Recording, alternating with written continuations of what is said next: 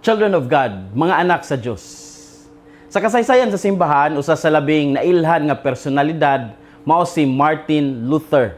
Usa ka pare og monghe nga Aleman o German nga nakasinati og daghang kalibog ug kabalaka sa kahimtang sa simbahang Katoliko sa iyang panahon. Nakita niya ang mga daghang mga abuso sama sa sayop nga pagsabot o paggamit sa indulgences ug kini nakapukaw sa iyang konsensya. Tungod niini, iyang gipagawas ang iyang 95 thesis nga nagawhag og reforma sa simbahan. Apan ang iyang mga ideya misangpot sa pagkabahin-bahin sa Kristyanismo ug sa pagsugod sa Protestant Reformation. Ang simbahang Katoliko mitubag pinaagi sa Council of Trent nga nagpatinaw sa mga doktrina o nagtulid sa mga abuso. Gipauswag ang disiplina sa mga pari o gipahugtan ang formasyon diha sa mga seminaryo. Ang simbahan nagpakita nga aduna gyoy panginahanglan sa reforma apan dili kinahanglan ang pagkabahin-bahin. Karong panahona ang Katolikong pangtan-aw kang Martin Luther mas malinaw na. Giila nga adunay iyang mga pangutana nga nakatabang sa pag-reflect sa simbahan. Dili na sidya angay tan-awon isip usa ka kaaway kundi usa ka historical figure nga nakaapekto sa dagan sa kasaysayan. Ug kini nga kahintang nag-andam nato sa pagsabot sa ebanghelyo karon. Si Jesus naghatag og kahupayan sa iyang mga tinunan og nagpadayag nga siya mao ang dalan padung sa amahan. Mao kini ang atong pamalandungan karon. Unsa may mga makuto nato karong Dominggoha? Unang punto, si Jesus mao ang dalan, kamatuoran ug kinabuhi. Mingon si Jesus, I am the way and the truth and the life. John 14:6. Sa binisaya nga hubad, ako mao ang dalan, ang kamatuoran ug ang kinabuhi.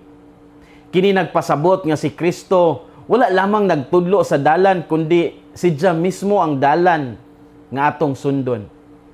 Sa atong kinabuhi, daghang dalan ang atong maagian.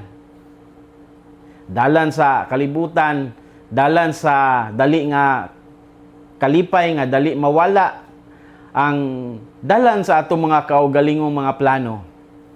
Apan si Jesus nag-andam kanato sa pagsalig o pagsunod kaniya bisan wala pa nato masabtan o makita ang tumong sa Ginoo diha sa atong kinabuhi. Busa sa atong kinabuhi isip Kristiyanos, usag gyud kapanaw sa pagsunod sa dalan nga si Kristo mismo.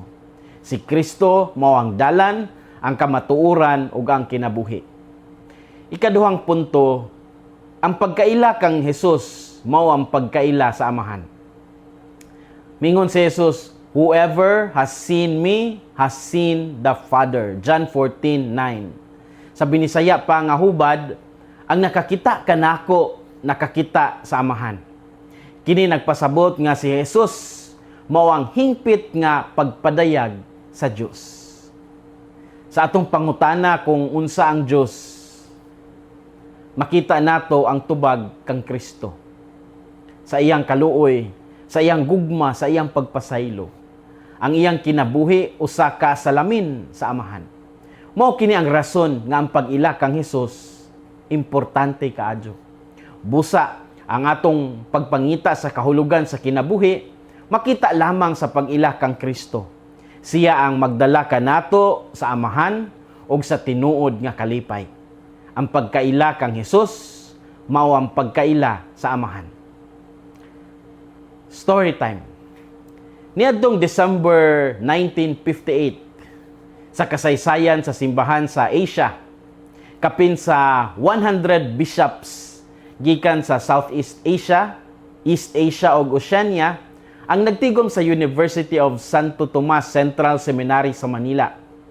Kini nga panagtapok usa ka mahinungdanon kay nga kahilihukan nga naghiusa sa mga apostolic nuncios, sa mga arsobispo ug mga obispo aron hisgutan ang mga panginahanglanon sa rehiyon. Kadtong tuiga 1958. Sa maong tigom 1958, ilang nakita ang panginahanglan sa usa ka dakong tingog sa sabwag sa ebanghelyo sa tibok kontinent sa Asia. Ilabi na sa panahon nga niadtong panahona nisakan ang impluwensya sa communism sa China, Korea ug Vietnam. Ilang gihunahuna nga ang radyo mahimong instrumento sa pagdala sa kamatuoran ug paglaom ngadto sa mga lugar nga lisod maabot. Busa, ilang gitukod ang usa ka continental nga radio station, ang nag-inusarang continental nga radyo sa simbahang Katoliko, ang Radio Veritas Asia. Kini nga radyo naga-sibya gikan dinhi sa Pilipinas ngadto sa mga lugar sa Asia, sama sa Thailand, kaniadto Burma, Korea, India, Indonesia, China, Vietnam ug uban pa gani naapay Russia kaniadto.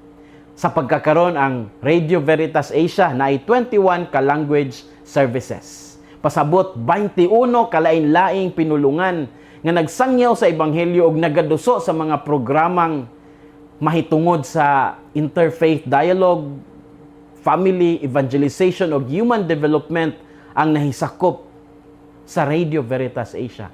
21 language services.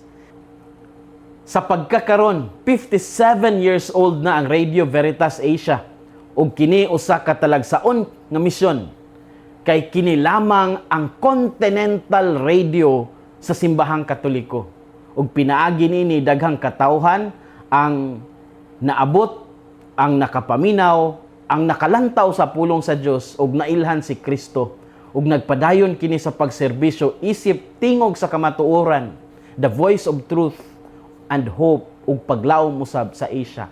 Radio Veritas Asia, the voice of Asian Christianity. Children of God, mga anak sa Diyos, si Kristo ang atong dalan, ang atong kamatuoran ug ang atong kinabuhi. Paningkamuti nga mailhan si Kristo pag-ayo pinaagi sa pagampo ug sa mga sakramento ug ipakita ang inyong pagtuo pinaagi sa inyong mga buhat sa gugma. Timani nga diha sa pag-ila kang Kristo, makaila usab kita sa Amahan. Hinaot nga ang kasing-kasing ni Kristo maghari sa atong mga kasing-kasing. Kini si Father Felmar Castrodes, Fiel SVD, ang inyong magsisibya sa maayong balita. Gikan dinhi sa Radio Veritas Asia. Hinumdumi ang kinabuhing Kristiyano, kinabuhi sa pagserbisyo.